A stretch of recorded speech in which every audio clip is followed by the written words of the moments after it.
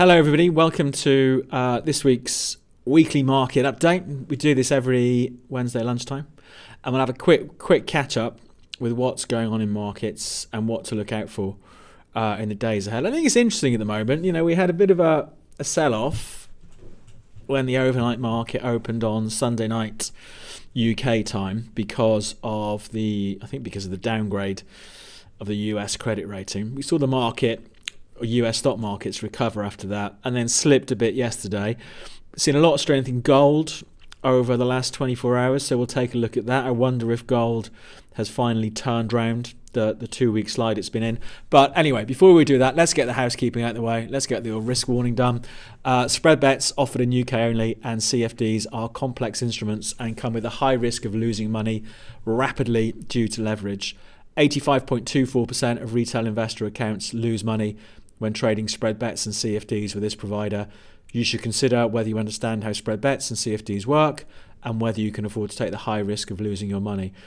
All information that is provided during the seminar is for educational purposes only. The presenter is not a financial or investment advisor and is not authorized to provide recommendations on any instrument of any kind as part of this presentation. The strategies showcased are applied on hypothetical scenarios. Any instruments that are mentioned throughout are cited only for illustrative and educational purposes. The webinar is not intended to be a personal recommendation or an offer to buy or sell any financial product or instrument and must not be construed as advice from the presenter. Capital.com does not represent that the material provided here is accurate, current or complete and therefore should not be relied upon as such. Any information that may be provided relating to past performance is not a reliable indicator of future results or performance. To the extent permitted by law, in no event shall Capital.com or any affiliate or employee have any liability for any loss arising from the use of the information provided. Any person acting on the information does so entirely at their own risk. There we go. Okay, let's take a look at these markets. So we'll go through the major markets, the big stuff. And then if there's anything you want looking at, if you just put it in the chat on YouTube now while we're live, and I'll take a look at it. I thought I'd start off with gold. Let's take things out. I'm sure if we watch markets, we all know what the big trend in gold has been. You know, it's hit all-time highs on a fairly regular basis. When did it start hitting the latest bunch of all-time highs? Oh, March 24. So March 24, breakout to all-time highs, and then just carries on. And the latest all-time high was set about a month ago, just shy of $3,500 an ounce. We've seen the market backing off a bit since then. And I wonder, is this the bounce that sets up the run back to all-time highs again? Let's see. I thought what was interesting for me in gold, I'd been short it a couple of times over the last week. I had one winner and one loser. And what I was looking at over the last week or so in gold was this trend here off the 6th of May highs. So I think I went short in here and that did okay. And then I went short a couple of days ago and I got stopped out with the move that we've seen. And this is what I'm thinking. This latest move through the highs from the 13th of May, so about a week ago. Let's just tidy this chart up a bit. You know, we've had a week or so of gold not being able to get through about $3,270 an ounce. So whenever we've seen gold rallying up to there over the last week, we've seen the sellers come out. But this has changed. This changed yesterday. It's moved through that level. So for me, after being short, now I want to be a buyer of the dip in gold. So I'd rather buy a sell-off. I don't really want to chase the price, but I think it's interesting if we do get a sell-off. You know, we've got support, the lows from yesterday, I think down around 3,200, something like that. So after we had this period here, isn't it? The last time the all-time high was a month ago. So the price has been a bit drifty since then. Is this finally the turnaround, the strength we've seen over the last 24 hours or so? So I think that's a really interesting market to watch for the rest of this week. You know, it's traded as high as 33.20 That was 7 o'clock this morning, between 7 and 8 this morning. So for me, I'd rather buy a sell-off, and I think it's interesting if we do get a sell-off, where do the buyers come back in? So I think that is an interesting market to watch for the next few days. I mean, obviously the big picture trend in gold is absolutely up. There's our big trend in gold. And we know it's been up for a while. But just in the short term, I thought it was interesting that yesterday it broke that level that it's not been able to get through for a week or so. So an interesting market for me, and I would be a buyer of the dip. As we're looking at gold, let's take a look at silver. I'm going to guess it's a bit boring, because it is a bit boring. So there's no change really. This is the daily chart on silver. It's trading pretty much where it was a month ago. So it's been sideways. We had this multi-year high set in October last year, just ahead of $35, and it's done nothing since then. So not the most interesting market, I think. So for me, gold is much more interesting than silver at the moment. So that's it. So that's gold. I think it's an interesting market this week. What also had a bit of a move this morning was the pound against the US dollar. Let's bring that up, because we had UK inflation data out this morning. Was it the highest? I think it was the highest for a year, wasn't it? Here we go. Jumps to 3.5% in April as higher household bills kick in. Blah blah blah. Okay, so 3.5%.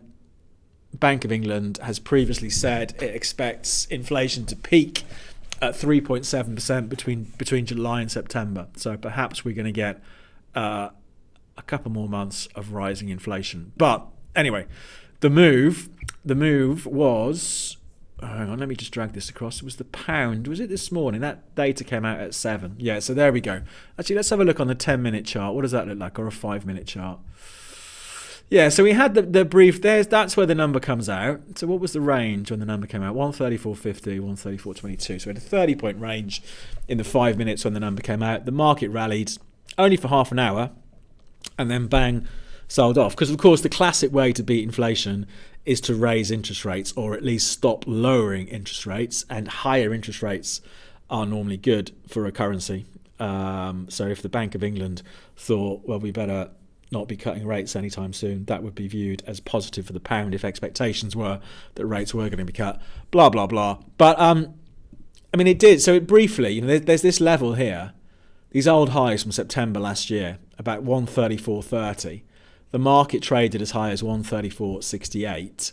So it was very briefly at the best levels for 3 years, but it's come off. So I think that this is another interesting market, I think. So I think that there's as ever a couple of ways to play this. You could take the view this spurt up that we've seen in the pound today has ended up being a bit of a false break. So one idea there would be to go short, assuming that, okay, it's tried to rally for half an hour, it's failed, so maybe we're just going to see it drift back off. So I think that's one idea, with a stop somewhere above that high so far today. The other way of looking at it, because with all markets, there's always two ways of looking at stuff. The other way of looking at it is, this is a breakout, and the market's going to probe higher. Let's see. I think that's another one to watch. So for me, I don't know what I do, to be honest. I'd probably, at the moment, be inclined to be a buyer of the dip. So if it sells off, I think it's quite interesting to see how far the sell-off goes. Do we see the buyers step back in again ahead of sort of 133 or something? But I think that's another interesting market, because we had that big news out today, relatively big news for the UK and the pound. That's another interesting one to see how it performs over the next this afternoon and the next couple of days. Let's see. So for me, like I say, I'd be a buyer of the dip. But absolutely there's the argument to go short and treating this as a bit of a failed break higher. Whatever. Let's see how it all works out. So that's that. The other interesting market, we haven't done stock markets yet. I'm doing this a little bit backwards this morning because I don't think stock markets are the most interesting this week. But oil. I thought we had there was a move in oil late last night. So this is the hourly chart. So it was this move in oil that ran as high as above $64 a barrel, and it's dropped back $1.50 since then. So again, it was very briefly at its best levels for about a month, the price of oil. I'm long oil at the moment. I did buy oil at the end of last week. It's been a bit scrappy, to be honest. But you could take the view, well, the trend in oil is still up, so I want to be a buyer of the dip. There hasn't, a bit like the pound, there hasn't been any follow through on that strength. This $64, $80, $65 a barrel level, the highs from late April, that could still be a problem. So I think it's interesting, another interesting market to see where it goes over the next few days. The trend has been up since early May, but it's been a bit of a tight range over the last week or so. Let's see what happens. The big picture view for oil is still, well, you could absolutely argue the big trend is down. That was the Russian invasion of Ukraine, March 22, and it's just been sort of edging its way lower since then. So I don't know. And again, the trend since, if you picked it up since Jan of this year, like something like that. So we got downtrends and we got this shorter term uptrend. So again, it's sort of pick your time frame and trade accordingly, I think. But for me, I'm long at the moment. That move last night was encouraging. What hasn't been encouraging is the fact it's just drifted back since then. So it's interesting to see where this one goes over, again, the next few days or so. But that trend from early May is still going. But, we have seen plenty of uptrends along the way for oil, and ultimately they've run out of steam and the price has moved lower. Let's see what happens with this one. But an interesting market, and I'd be watching those old highs from April, from about a month ago. So that's that. Let's have a look at natural gas as we're on the topic of energy. So natural gas, I mean, it's a pretty volatile market, natural gas. If you look at this year, I mean, even though if you look at the chart, it's a lot less volatile than it was sort of 2022 and 2023. But just this year, the price has been as high as 492 and as low as just above 3.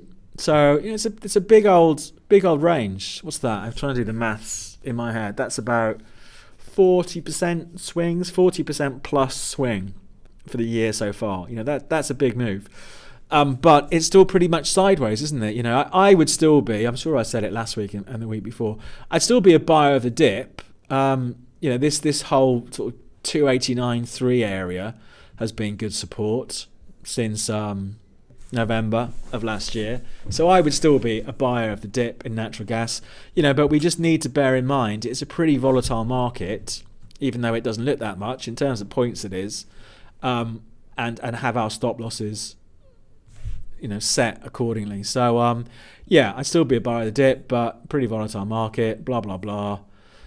The best opportunity, the hindsight opportunity, was a month ago when it came back. There we go, look at that. Came back to the old lows from end of Jan and early December last year, and those old lows held. So those lows have been important so far. So I don't know what I do here though, because it's sort of halfway up the range at the moment, isn't it? What would you do at the moment? I suppose an aggressive trade. Well, for me, I'd be a buyer, but I'd want to stop below the low from Monday, which is about 40 points away.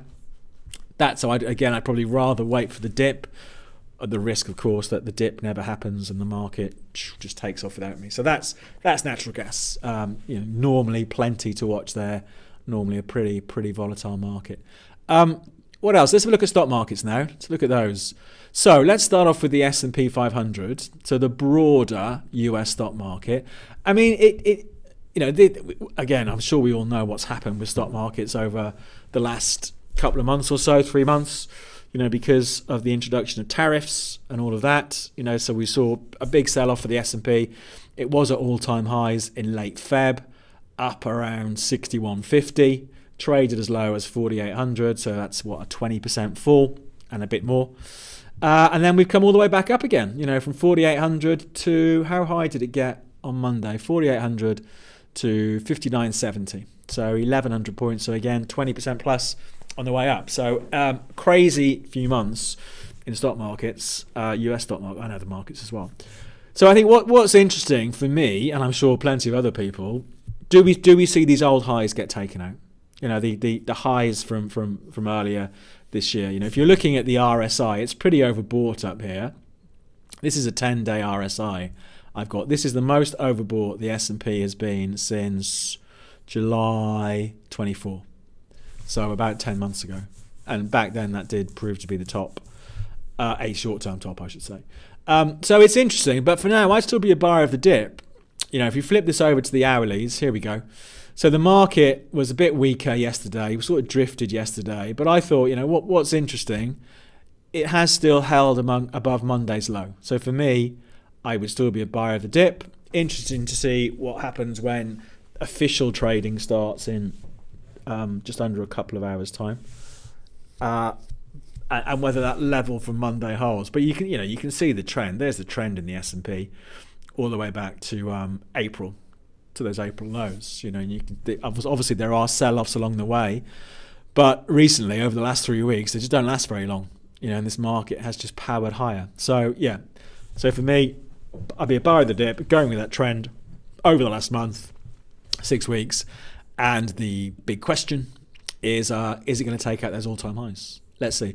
Similar picture, of course, for the old NASDAQ. This is the NASDAQ 100. There we go.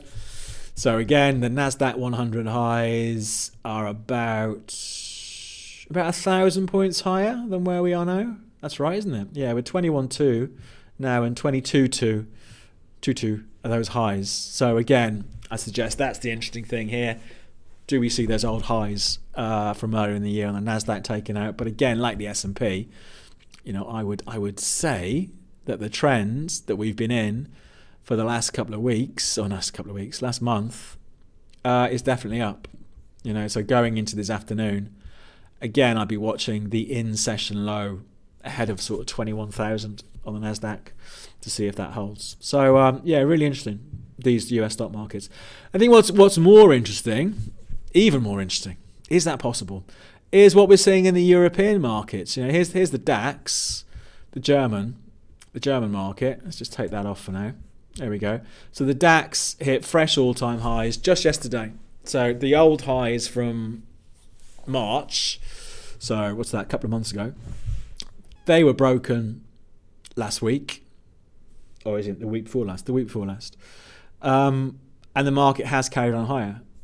So it's been a good market for me, the DAX, over the last few weeks. I've been long. I bought it again end of last week. So for now, because that trend is still up, I'd still be a buyer of the dip. It looks pretty similar to what's going on in US markets. So yeah. And for me, what's this level here?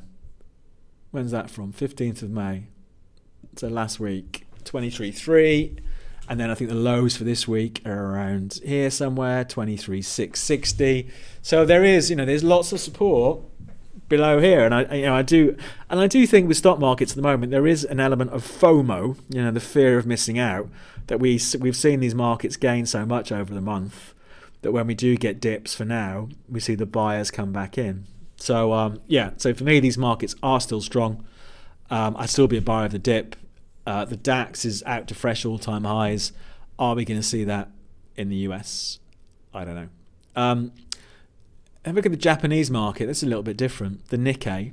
So if you take a look at that, you could argue, I'm sure I said it last week. I can never remember what I said 3 hours ago, never mind a week ago. So the trend had been down since Jan. So even before, wider markets went crazy because of the tariffs, the Japanese market was already sliding anyway.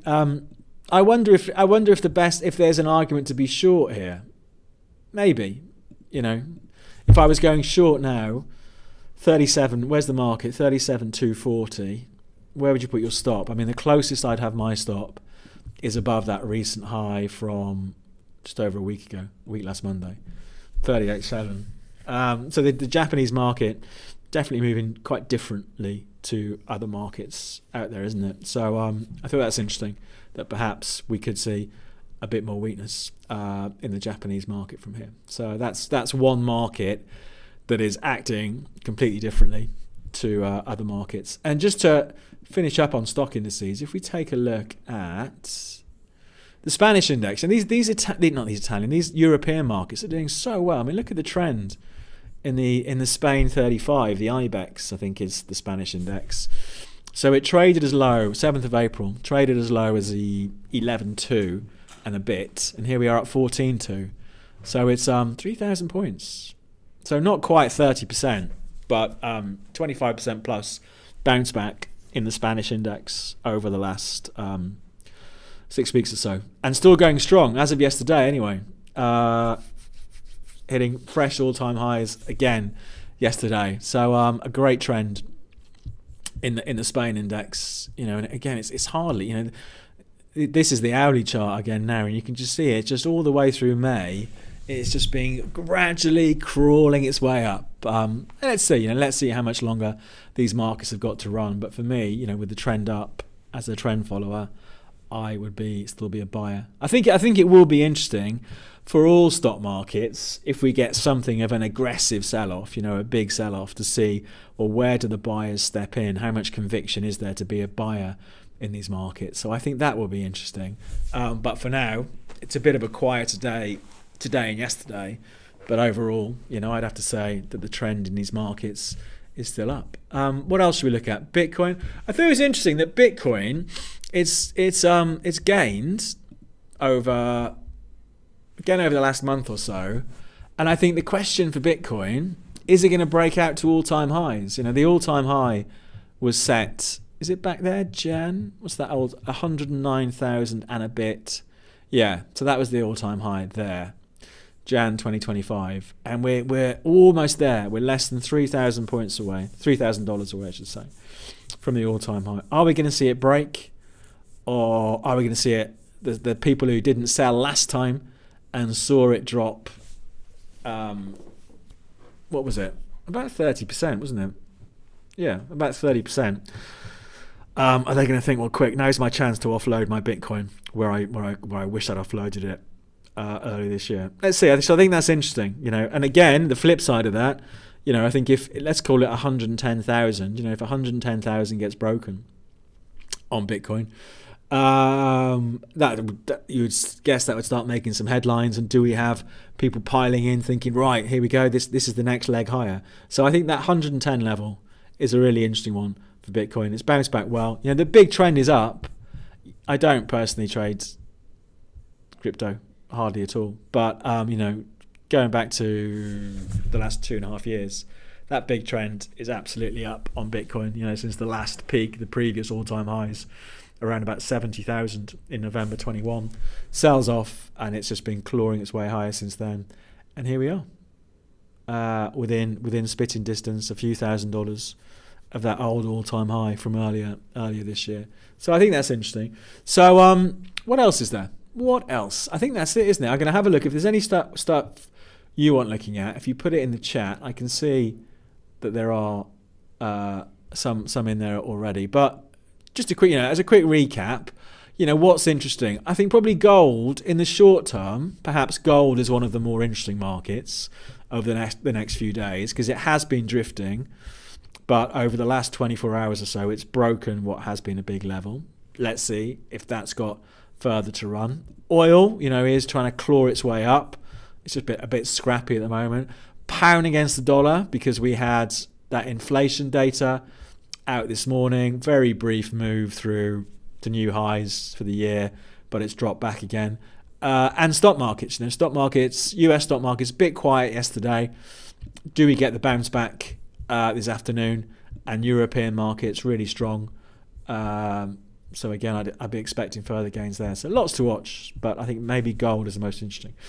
But let's take a look at some of the stuff you want looking at. So Netflix, somebody has said. Let's have a look at Netflix. I think I've got these saved up here already, haven't I? Netflix. Now these have been, I think these have been at all-time highs, I think, haven't they? Let's have a look.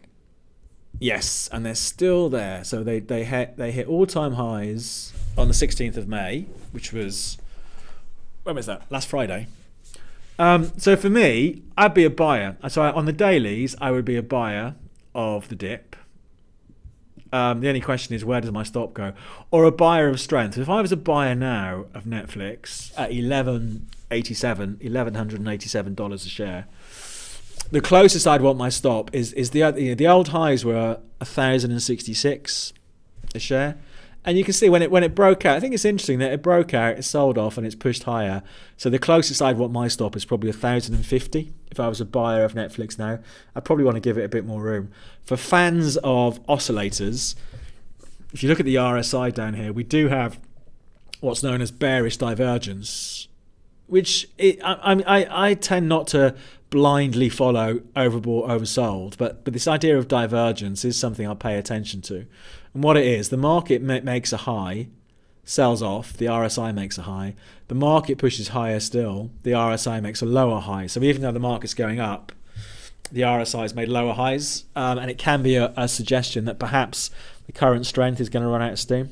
Let's see. That the underlying momentum in the market is maybe starting to fade.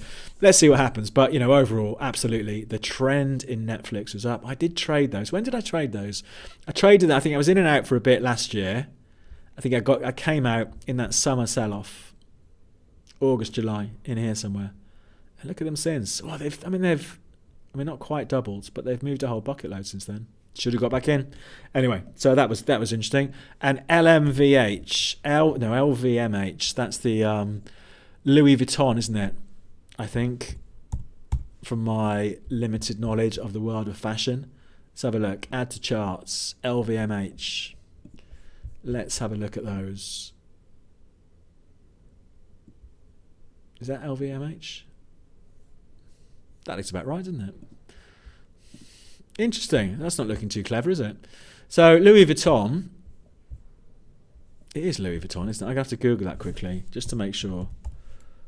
Yeah, luxury goods companies. So what does it own? Oh, does it own Tiffany's? I don't know.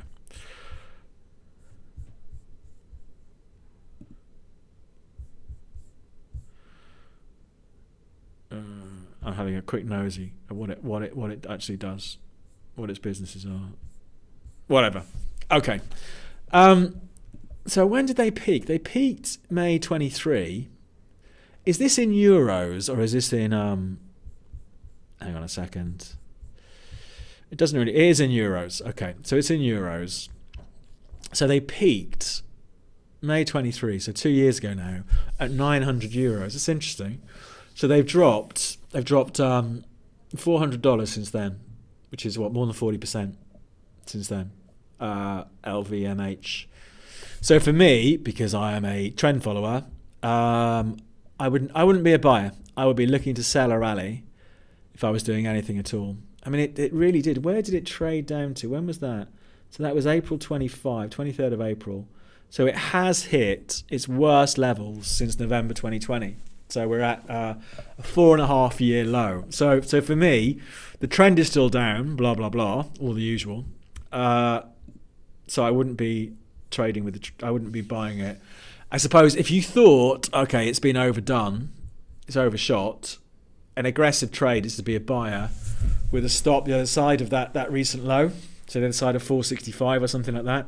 But for me, the trend is still down. So I think the risk is, even if we get a rally, it'll run out of steam. But that's interesting, isn't it, to see how it's performed so poorly over the last couple of years.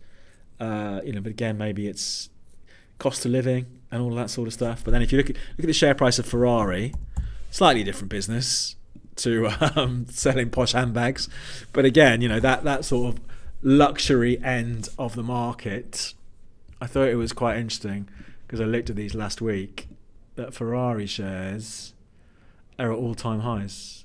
There you go. Oh, not quite all-time highs.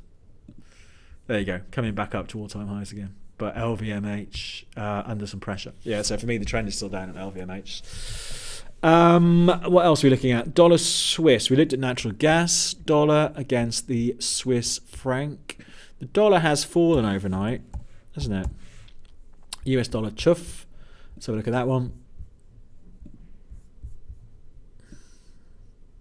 Got to scroll to the end. I need to tidy up my list of charts. So if we flip it to a daily, there we go. I mean, it's been a funny year for the dollar overall. But so there's dollar Swiss. What was that? What happened there? Oh, that was that. Oh, I remember.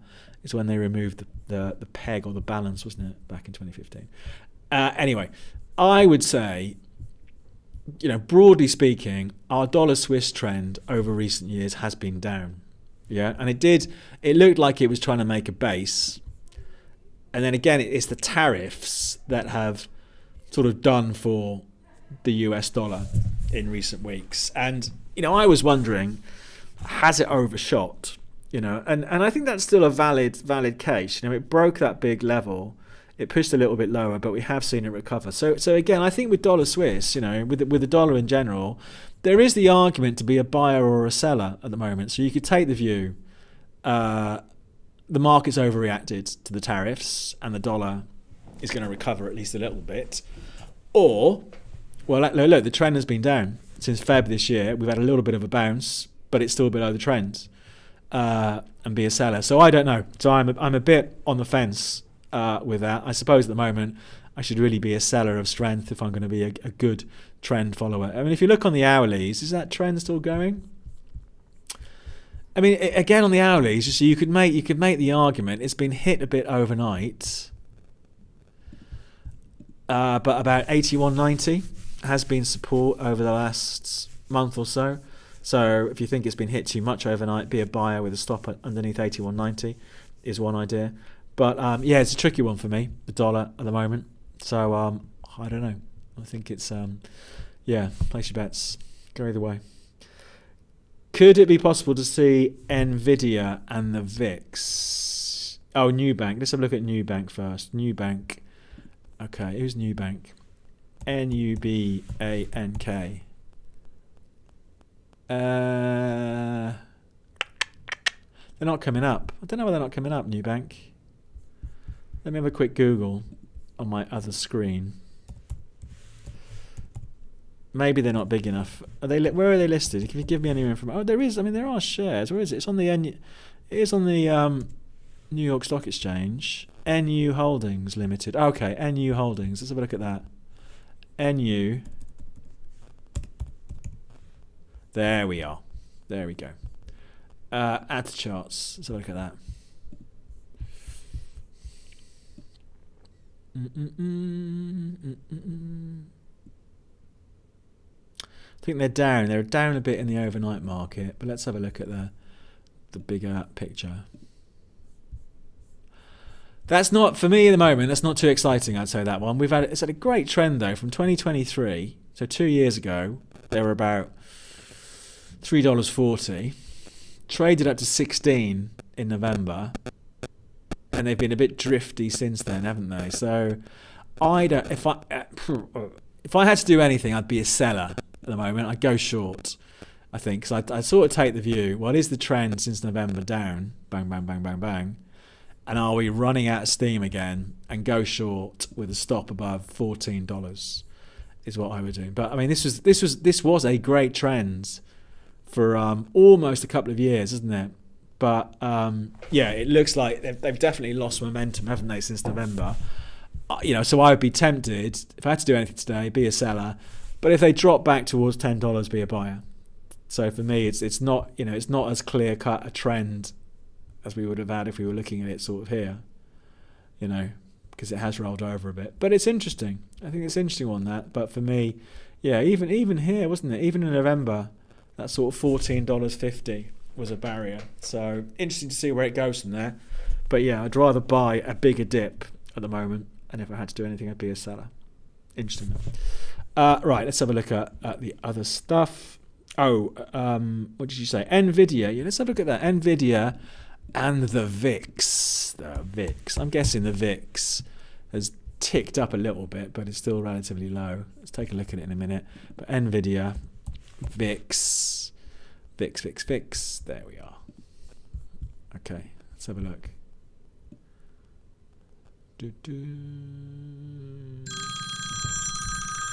Switch that off.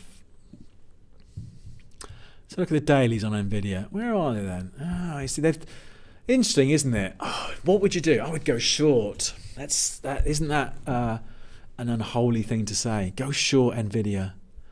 Is the best bit behind Nvidia. Interesting though that we saw all-time highs very briefly. It looks like in Jan, doesn't it?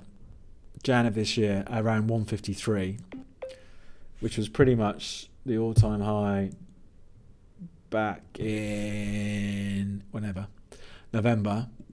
So I'd be tempted to go short. For me, the risk reward favours a short. So short at 133 and a bit, and a stop above 155, maybe. So yeah, interesting. Could you make the argument the long-term trend is still up? I'm sure you could, actually.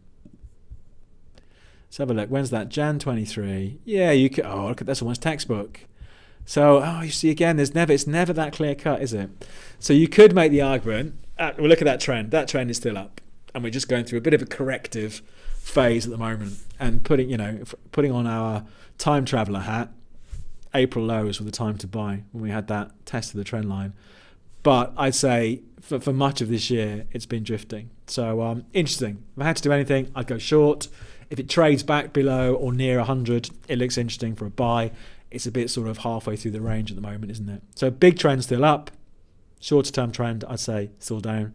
So I think it all depends on your time frame. Oh, and someone said Nvidia earnings is in a week. Thanks for that. That'd be interesting. Let's see.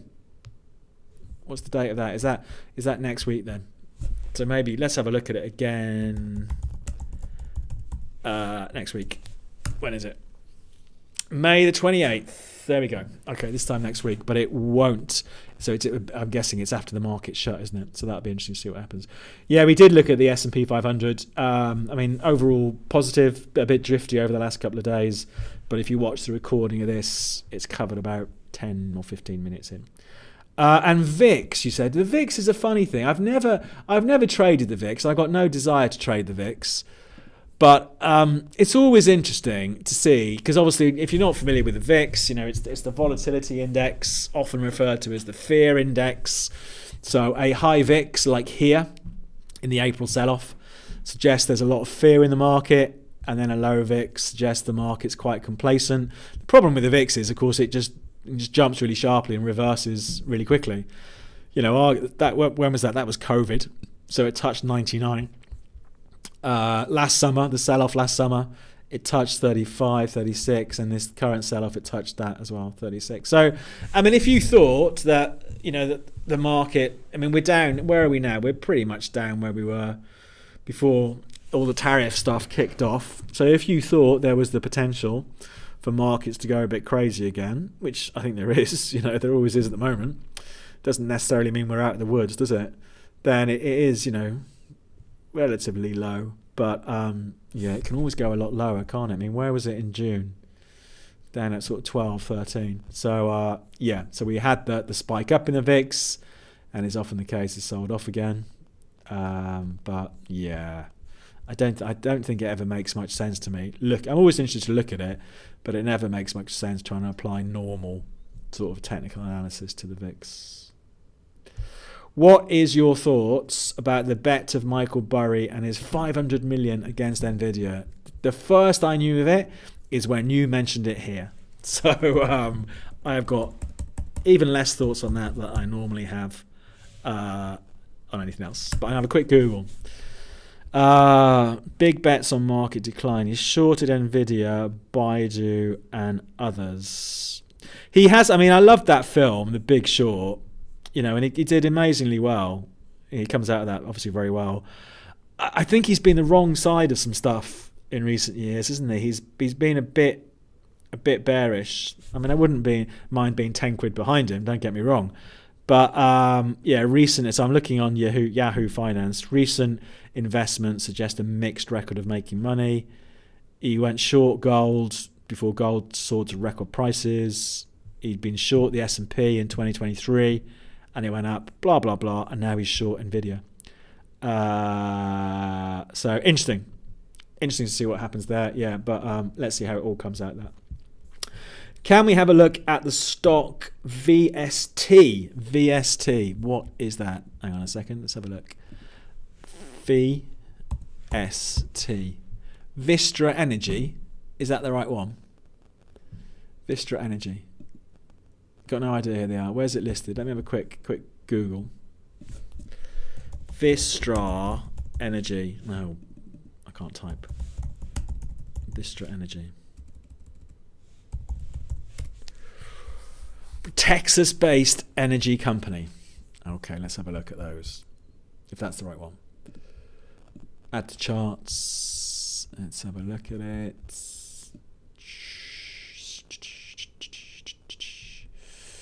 VST. Oh, that looks interesting, doesn't it? What's that done since April? $95 to $157. Wow, that's a move, isn't it? 50% up since the April lows. Pretty volatile, isn't it? So it got as high. So in Jan, it was nearly $200. Wow, and it fell to 92. My word, that is a volatile stock, isn't it? So just nothing for relatively speaking, nothing for years. I'm sure there were some big swings in there still. Interesting, isn't it? I mean, God, you need to. I think you need to. For me, I'd need to give that one a bit of room if I was trading it. I mean, again, you could sort of make the argument, oh, the trend is up, isn't it? The bigger trend is up. Okay, I had a little wiggle below in April, and absolutely over the last month or so, we've had this great run, haven't we? So as usual, the question for me is, if I'm a buyer, where's my stop going to go? So this is the hourly chart now. I put a stop on at 143. If I was trading off the hourlies, we had that gap higher, whenever it was, a week last Monday.